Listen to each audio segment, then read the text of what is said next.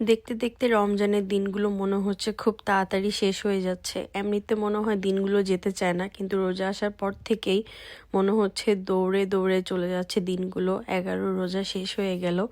আসসালামু আলাইকুম, হ্যালো সবাইকে, কি অবস্থা সবার? অনেক দিন পর একটা ইফতারের প্রোগ্রামে যাচ্ছিলাম। এটাই আমার এই রোজার প্রথম ইফতারের প্রোগ্রাম। ইতিভাবির বাসায় ইফতারের প্রোগ্রামের আয়োজন করা হয়, সেখানে আমরা সবাই একসাথে হই।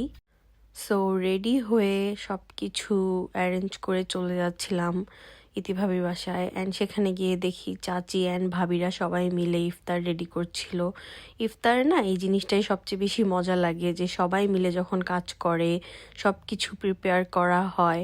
আই থিঙ্ক খাওয়ার চেয়ে বেশি এই যে সব কিছু রেডি করা, এটার আনন্দই অনেক বেশি। আমরা দেশের বাইরে থাকি সবাই, যারা তারা দেশে মা বাবা ভাই বোন সবাইকে ফেলে এখানে চলে আসলাম। অ্যান্ড এসে মনে হলো ওই যে আমরা সবাই সবাইকে মনে হচ্ছে নতুন করে পরিবারের মতো পেয়েছি। চাচি সব কিছু বানিয়ে বানিয়ে দিচ্ছিল, অ্যান্ড এখানে লাকি ভাবি সব কিছু ভাজতেছিল। অ্যান্ড সেদিকে ইতি ভাবি অ্যান্ড রুমা ভাবি ওনারা সব কিছু রেডি করছিল। এখানে ফ্রুটস কাটা হয় অ্যান্ড দই চিড়া রেডি করা হচ্ছিল, অ্যান্ড দেন প্লেটিং করা হচ্ছিল। এই যে দুই বুড়ি ওয়ারিসা অ্যান্ড মাসরিন, ওরা দুজন অলরেডি টেবিলে বসেই আছেন। এখানে ছোলা, বেগুনি, পেঁয়াজু মাখা হচ্ছিল। তোমরা কে কে পছন্দ করো যে বুট মুড়ির সাথে জিলাপি মাখানোটা?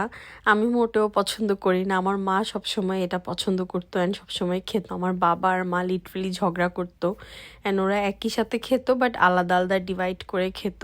কারণ আমার মা জিলাপি মেখে খেত অ্যান্ড আমার বাবা জিলাপি ছাড়া খেত।